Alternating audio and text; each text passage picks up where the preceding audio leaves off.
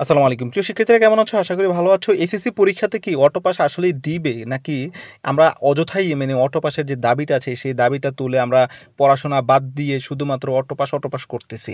এই বিষয়টা কিন্তু বোঝার জন্য খুবই একটা গুরুত্বপূর্ণ টপিক। সেজন্য এই ভিডিওটা করতেছি। তাই সম্পূর্ণ ভিডিওটি একটু মনোযোগ দিয়ে দেখবা। না হলে কিন্তু অনেক বড় বিপদে পড়বা। যখন দেখবা যে হঠাৎ করে পরীক্ষার আবার রুটিন দিছে তখন আসলে বিপদে পড়বা। তাই ভিডিওটি একটু মনোযোগ দিয়ে দেখো, ২-১টা বন্ধুর কাছে শেয়ার করো। চ্যানেলে সাবস্ক্রাইব করে না থাকলে চ্যানেলটাকে একটু সাবস্ক্রাইব করে দাও। ভিডিওতে লাইক না করে থাকলে রিকোয়েস্ট করো ভিডিওতে একটা লাইক করে দাও। যাই হোক, আমরা কথা বলতেছি যে আসলে অটোপাস দিবি কিনা। আমরা যে এত অটোপাস এত অটোপাসের সুবিধা, এই অসুবিধা, এই পরীক্ষার সুবিধা, এই পরীক্ষার অসুবিধা এত কিছু বলতেছি।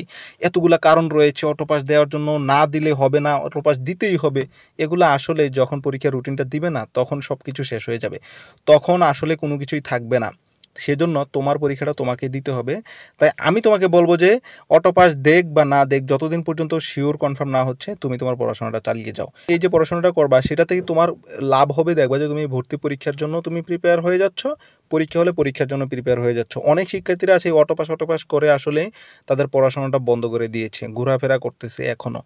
কারণ হচ্ছে কি, কারণ ভাবতেছি যে আসলে অটোপাস হয়তো বা দিয়ে দিবে, এতগুলা কারণ রয়েছে অটোপাস দেওয়ার, অটোপাস না দিয়ে কি থাকে। যাই হোক, আমরা যে শিক্ষা মন্ত্রণালয় থেকে যা কি চিন্তা ভাবনা আসতে পারে সেটা নিয়ে একটু চিন্তা ভাবনা করবো। অলরেডি আমরা শিক্ষামন্ত্রী বা শিক্ষা মন্ত্রণালয়ের দায়িত্বে কে আছেন সেটা অলরেডি জেনে গেছি। না জানলে আমাদের আগের ভিডিও থেকে দেখে নাও যে আসলে কে হচ্ছেন শিক্ষা মন্ত্রণালয়ের দায়িত্বে। ডক্টর মোহাম্মদ ইউনূস হচ্ছেন শিক্ষা মন্ত্রণালয়ের দায়িত্বে। আর আমার মনে হয় না যে তিনি অটোপাসের পক্ষে আছেন।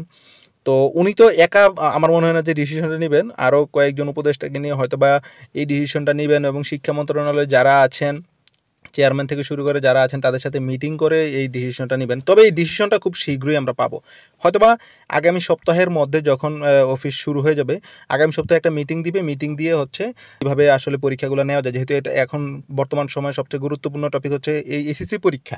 এসএসসি পরীক্ষা নিয়ে একটা মিটিং দিবে।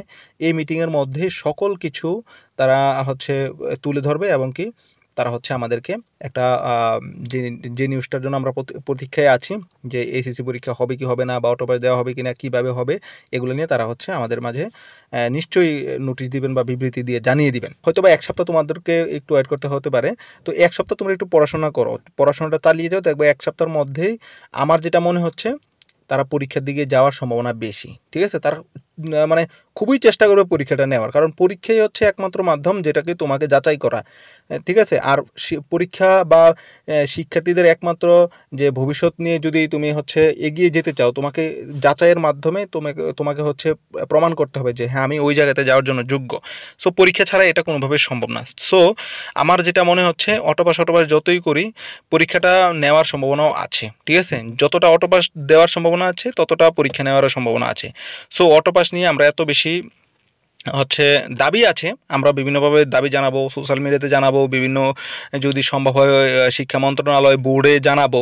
ঠিক আছে? তারপরেও যদি না দেয় সেক্ষেত্রে তোমরা কি করবা? সেজন্য আমি বলতেছি পড়াশোনাটা চালিয়ে যাও। এটাই আমার কাছে তোমাদের কাছে রিকোয়েস্ট থাকবে। ঠিক আছে? আশা করি বিষয়টা বুঝছো।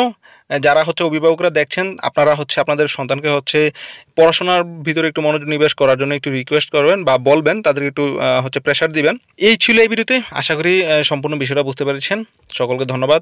সবার জন্য দোয়া এবং ভালোবাসা রেখে ভিডিওটা শেষ করছি। আসসালামু আলাইকুম।